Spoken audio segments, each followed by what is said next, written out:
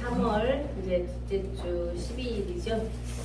오늘 이제 귀한 말씀 앞에서 그 보혜사 진리의 성령 안에서 우리가 새 생명수를 내는 그 자체는 어떤 대립도 없고 온전한 하나님 자체의 생명 사람으로 되어지는 귀한 말씀 받을 때 많은 은혜가 되었습니다.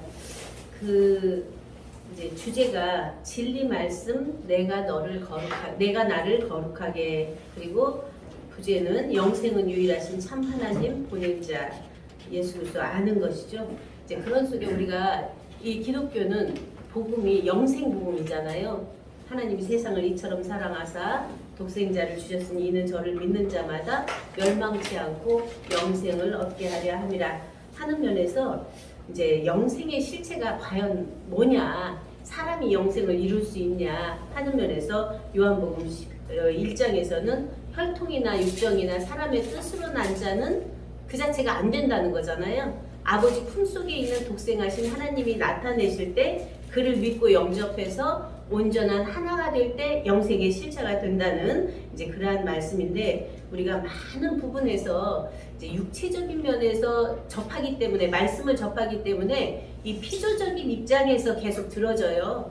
그런데 이 피조는 한번 태어나면 죽게 돼 있기 때문에 내 정신, 내 마음, 내 성품은 이 세상에 딱 태어나면서부터 부모의 유전을 갖고 왔고 사회에 이런 교육받고 또 학교에서 교육받고 하는 모든 것들로 지어졌기 때문에 이것으로는 안 되잖아요. 이게 만들어지고 지어진 것이기 때문에 이것은 한번 처음 하늘 처음 땅으로 떠나가고 새 하늘과 새 땅, 그리스도의 말씀을 영접해서 우리가 우리 안에 그리스도의 영이, 하나님의 영이, 그리고 그 성령이 함께 계신 것을 아는 거죠. 거기가 바로 이제 전혀 어떤 감각도 없다가 육과 영을 나누는 그러한 실제적인 면이 안에 와지니까 육체라고 하는 것은 한백 년 죽는 것이고 영은 그 안에서 영원한 하나님 생명의 영을 받고 있어서 영의 교류가 되는 이제 그러한 면인데, 그것을 양자라고 했습니다. 그래서 양자 안에서는 친자가 되어야 하나님의 기업과 유업과 선물이 몽땅 안에 있는, 내 것은 아버지 것이고 아버지 것은 내 것인 친자로서의 새 생명의 새 출발인데 거기까지 잘 못 나누시더라고요.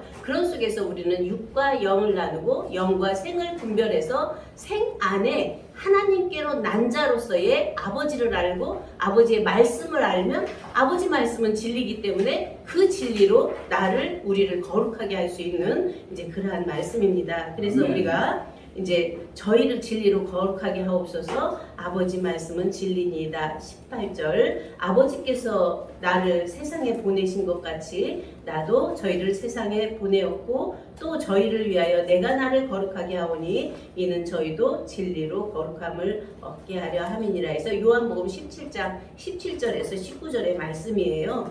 그러면 우리가 그 예수님은 뭐라 그랬었죠? 이 성경이 내게 대하여 말씀했다고 그러고 아버지의 명령, 그의 명령이 나는 영생인 줄 안다 하는 면에서 아버지의 말씀이 바로 태초부터 있는 생명의 말씀이고, 태초부터 있는 생명의 말씀은 아버지와 아들과 아들들이 한 생명이었던 그 생명의 실체로서의 받는 이제가 될 때 이 모든 것은 그냥 자체에서 열어져 버리는데 계속 밖에서 그걸 두드리고 찾고 하는 면에서는 부분적이다. 그래서 우리가 부분과 전체와 부분을 딱 안에서 초월해서 보면은 그냥 초월 계시가 안에서 다 열어지는데 그 자체 이 부분적인 것에 머무르기 때문에 많은 대립도 오고 서로 심판주가 돼서 막 정죄하고 비판하고 판단하는 것이 내 안에 고정지어진 그 암 때문에 그러죠. 그런 속에 우리는 어떻게 객관이라고 하는 이 시대가 밝혀지고 있는 것은 객관과 주관을 얘기하는데 객관이라는 건 없다는 거예요. 왜냐면 한 사람이 옳다고 세워놓은 것이 두 사람, 세 사람이 됐을 때 그게 객관이라고 하는데 그게 자기 주관과 주관이 모여서 객관이 된다는 거예요. 그래서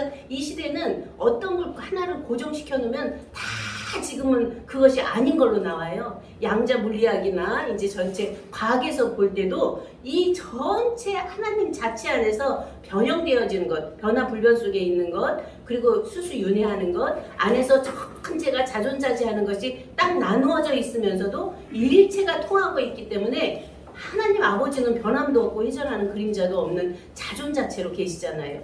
그런데 사람은 계속 변화 불변 속에 있잖아요. 이것을 어떻게 그 온전한 하나와 이제 나와 있는 현존하는 나가 일체를 가지면서도 그 모든 것이 운행되어지는 법도를 그 안에서 알고 초월투명투명투가가 될 것인가 하는 것이 오늘날의 우리들의 상태이며 차원이며 수준이며 가치 기준입니다. 이런 속에 우리는 그 하나님 자체 말씀을 아까 목사님께서 말씀하신 것처럼 어린아이가 딱 태어나면 분명히 자녀로 낳는데 부모도 잘 몰라보고 자기도 모르고 그냥 울기만 하잖아요. 그런 속에서 이제 자라다가 보면 부모도 조금씩 알아가고 자기가 성장하는 거에 따라서 자기도 알아가고 옆에도 알아가고 이렇게 알아가는 면이 있는데 우리가 하나님께로 난 자들도 처음에는 아이예요.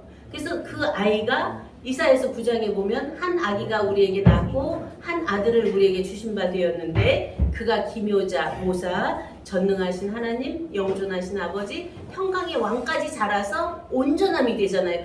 마지막에는 그 멜기세덱의 반차를 쫓는 대제사장이 돼서 하나님 아들과 방불한데 그 자체도 초월투명투명투가해서 그 시작도 없고 끝도 없고 아비도 없고 어미도 없는 그 생명의 끝도 없는 하나님 자체로 딱 현현하는 그 자체가 나오죠. 지금 시대는 어느 종교든 말을 해요. 추수할 때다. 모든 것이 다 이루어진 세대다. 후천세계 안에서 지금은 모든 하나님 생명들이 현현하는 시대다. 여러 종교들이 다 말하고 있어요. 그러면 그 자체가 어떤 하나님이 어떻게 현현하나 하는 면에서 우리는 아까 1만 년 우리나라의 천부경이나 또 6천 년 사이의 성경의 원리 속에서 성경 안에 이제 나타나지는 많은 교파들 때문에 대립. 그런가 하면은 아브라함에서 난 함, 셈, 야벳 그 세 아들로 인해서 이제 종교가 나타나지는 유대교 안에 또 이스라엘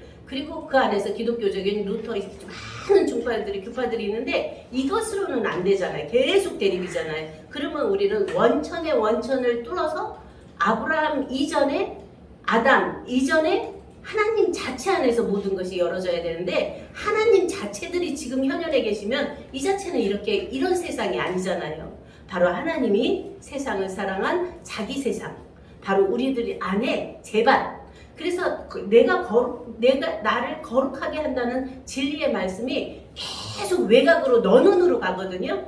그러한 너는이 아니라 내 안에 그 씨가 뿌려져서 싹이 나고 잎이 피고 꽃이 피고 열매 맺을 때까지는 어때요? 비바람이 붙지면 그거에 영향을 받고 햇빛이 강하게 오면 또 그거에 영향을 받고 또 모든 기후 속에서 영향을 받아서 계속 자기가 환경 속에서 영향을 받아요. 근데 열매가 딱 만들어져서 떨어지면 전혀 그 영향을 안 받거든요.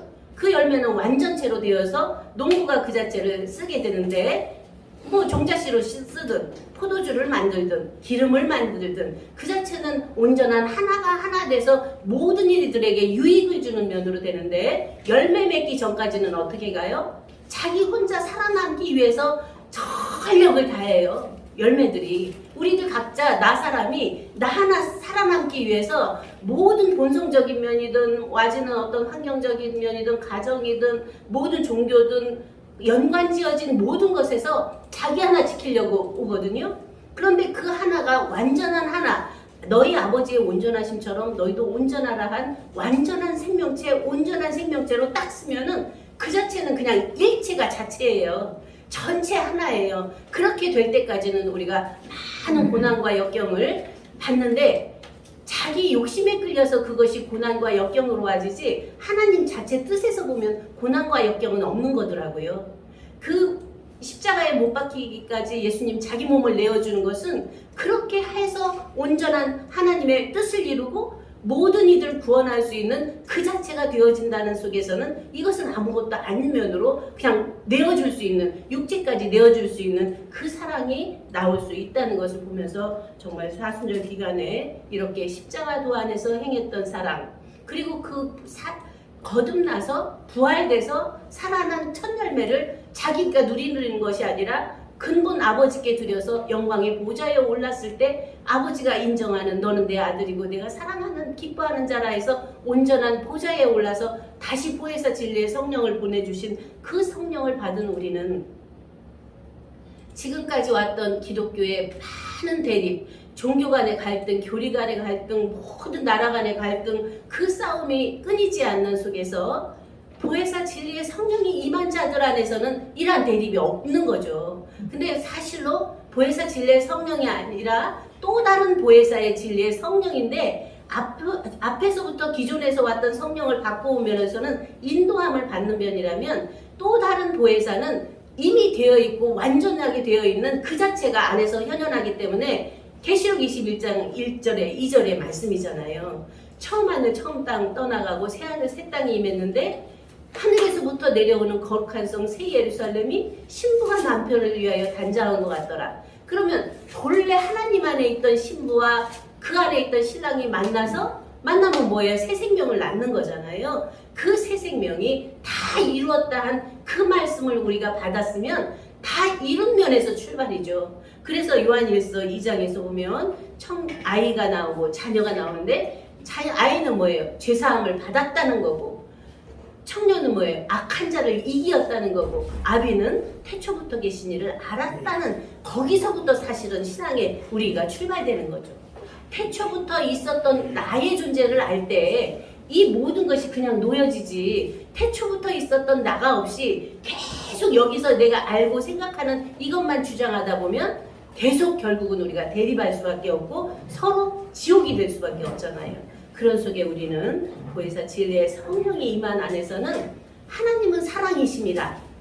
우리에게 보여주신 모든 자체가 천지만물을 창조한 것도 사랑이요, 독생자를 보내주신 것도 사랑이요, 십자가에 돌아가신 것도 사랑이요, 보좌에 오르신 것도 사랑이요, 보혜사 진리의 성령을 보내주신 것도 사랑으로 온전한 사랑이 사랑을 낳는 사랑의 실체인데, 우리가 그러한 온전함이 되지 않고 계속 말을 이어가서 말로 대립이 된다면 하나님을 기쁘시게 하는 것도 아니고, 우리가 정말 우리 안에 있는 마음 안에서 마음과 마음이 교류되는데 이건 피조잖아요.